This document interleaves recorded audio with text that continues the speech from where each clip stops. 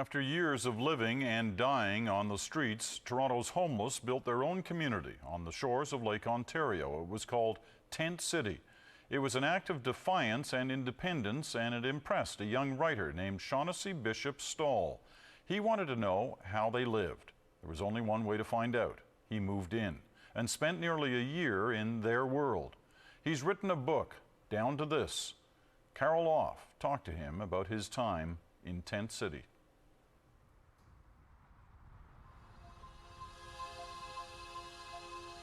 What is it that separates and protects most of us from the darker, seamier side of humanity? What is it that draws some of us deeply and willingly into its shadows? A place where lives can be smashed in an instant, where destiny is in the hands of those with superior power, where existence is of the moment. This man wanted to go there, and to bring that place back into the sparkling cocktail party crowd of Toronto's literati. Writer and journalist Shaughnessy Bishop Stall went on an odyssey, not unlike a trek in the Himalayas or a voyage up the Nile, but his quest took him to an underground city, exotic and frightening, only a few dozen blocks and yet a universe away from this room. If this place has a credo, it is grab what you can, stay drunk, and mind your own damn business. Some people beg, some squeegee windows, some steal, some work jobs, some sell themselves, sell others, sell drugs. Most do drugs, some do nothing at all. I don't yet know what I'm going to do. The rules I've set for myself are simple: no money or friends, except those I might find from here on in. I'll do what others do to get by, be whatever bum I choose. What follows is a record of my time in Tent City. Tent City was one of the most extraordinary social phenomena that Toronto, indeed the developed world, had ever seen. In the midst of urban opulence on 27 acres of wasteland, Toronto's Down and Out built the largest hobo town on the continent. Reporters came to document it, but none did what Shaughnessy Bishop Stall did. 50% of the reason I was there was to write a book, and 50% of the reason I was there was to try to get through something that I was trying to figure out. It wasn't an upswing in my life. I mean, you don't decide to do a thing like, go live in Tent City for a year if everything's going, great in your life. We joke about it being a bad country and western song. He'd pretty much lost his house, he'd lost his girl, he'd lost his dog. I don't think he had a truck. I mean, it was pretty sad. So he was pretty much at his wit's end. Don Sedgwick is Shaughnessy's literary agent and his friend. From the agent's point of view, Sedgwick had every confidence in his young client, but as his friend, Sedgwick worried. I was never doubtful that he would stick it out, but I was just doubtful whether he might survive.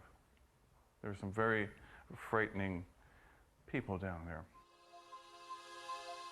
Down there was a stretch of land owned by Home Depot on the city's waterfront, but it seemed to be on the outer edge of civilization.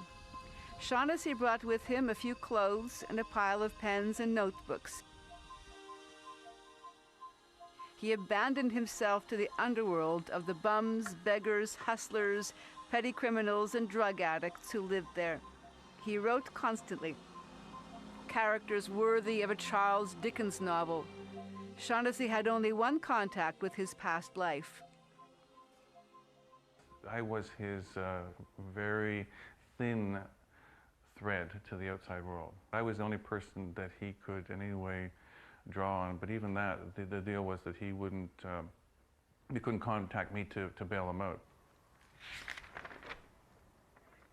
Each contact brought more notebooks to Sedgwick. The material was excellent, but also alarming. There was so much violence. I was frightened for him. I was frightened for him. On Christmas Day, I drove down just to sort of check things out from a distance, and he emerged from his little shack with blood caked all over his face and down the front of his body. I was quite willing at that point to pull the plug. I said, I think we need to pull the plug, and he insisted that I couldn't and that he wouldn't. He's stubborn. Living on the streets, whether it's good or bad, it's a culture of violence. You've grown up in violence, exist in violence, live in violence. And that's not to say that that's all they have the capacity for.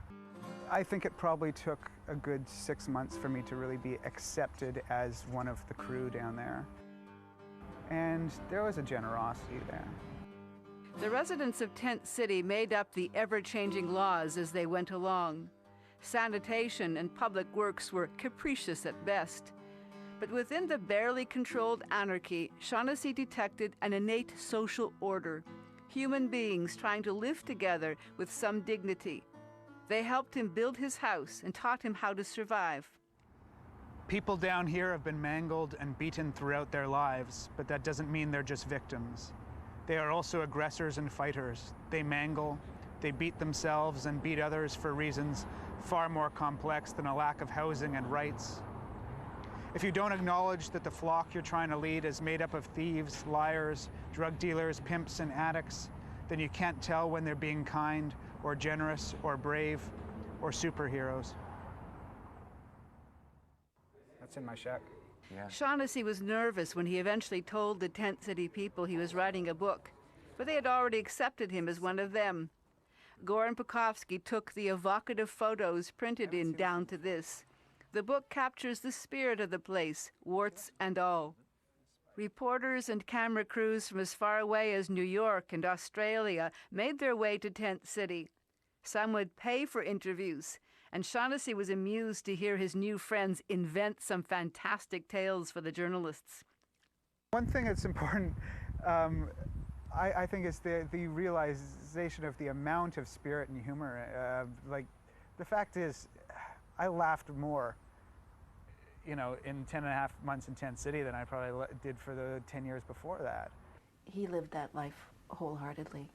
A book about Tent City could have been a hard sell for publishers, but one of the country's biggest companies grabbed it. For publisher Anne Collins of Random House Canada, Down to This is a rich narrative from the school of Jack Kerouac and Hunter S. Thompson. The trajectory is there in the book. There was a part of him that was interested in a different kind of lostness.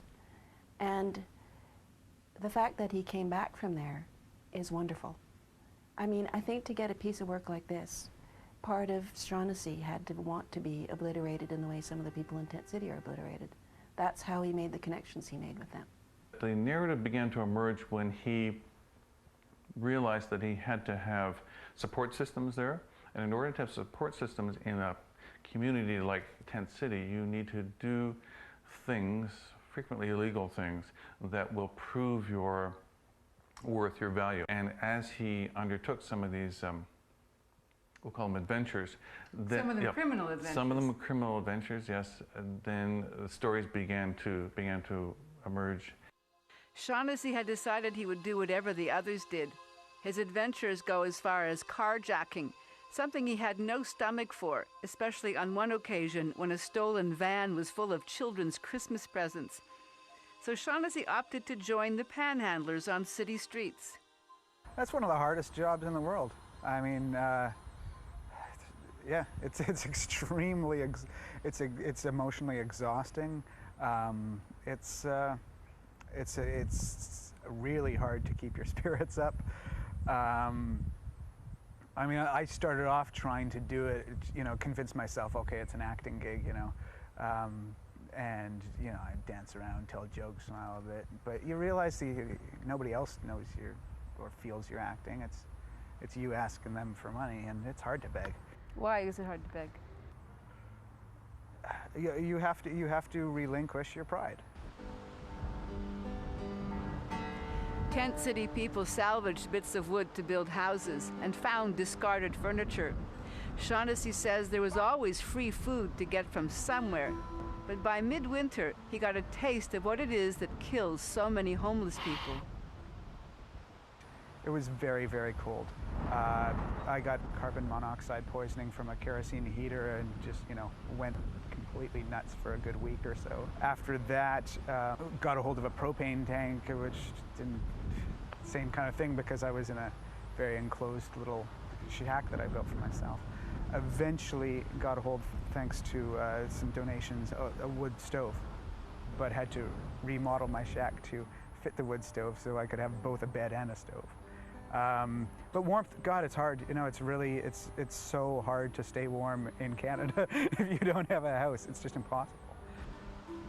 Working by candlelight in the cold, Shaughnessy filled almost 20 notebooks, recording the raw, rude, scraped-down world he had abandoned himself to.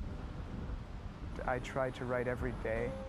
If I started missing a few days, I'd start losing my mind a bit more. It was the thing that kept me somewhat grounded, gave life at least the idea of purpose.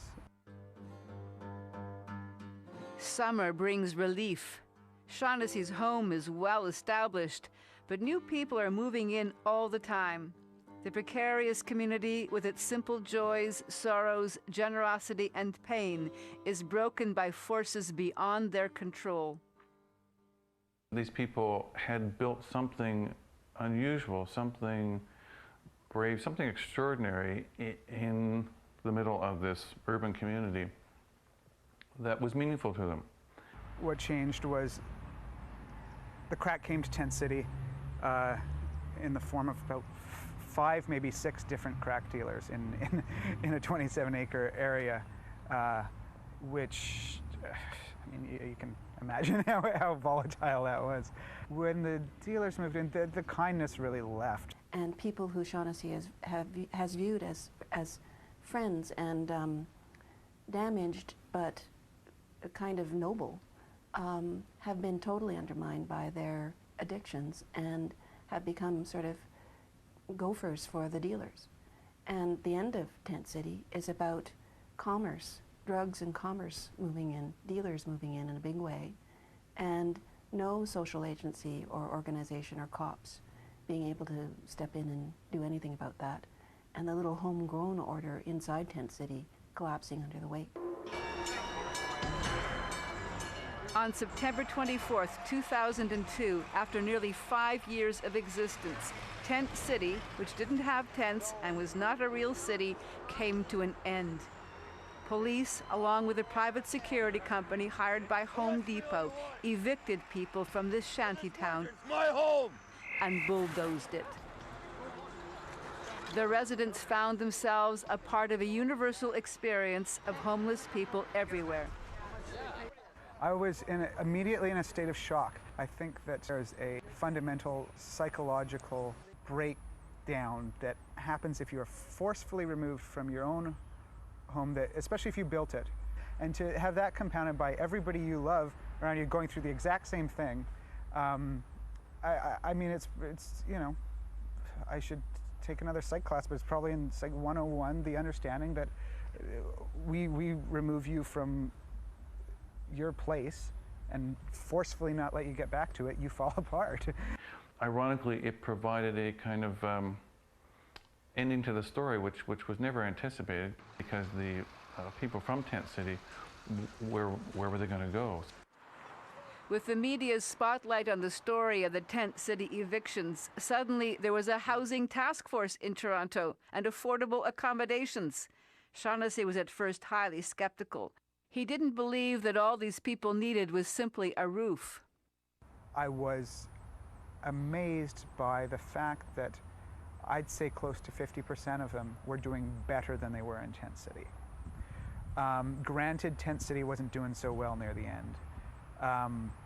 But I thought that sense of dislocation from the community and so on, and everybody being dispersed, even if they had places, that people would be doing maybe worse. But they weren't. Housing's important. What about the other 50%? Yeah, I don't know. With Tent City and its people dispersed all over the place and some gone completely, Shaughnessy sat down to make sense of his scribblings, to immortalize the characters, Sluggo, Crazy Chris, Rambo, Jackie, and a dog named Chaos, to describe the moments, birth, death, creation, and destruction in this court of miracles, and to find within its darkness some understanding of the human condition. The one thing I can be absolutely sure of is if you are not cared for and loved at a very early age, you don't have a lot of chance. More than drugs and poverty and so on being the causes of a lot of these things, it's just kids who are abused or neglected by their parents. If I were to find a common denominator of everybody I know on the streets in Tent City who live in a sort of self-destructive despair, that would be the one common denominator I could find. In this new world of cosmetic surgery, reality TV, and suicide bombings, the bizarre becomes normal so fast, and the remarkable turns into the skyline. I can't believe Tent City was allowed to exist for so long, and yet some of us could have lived there forever.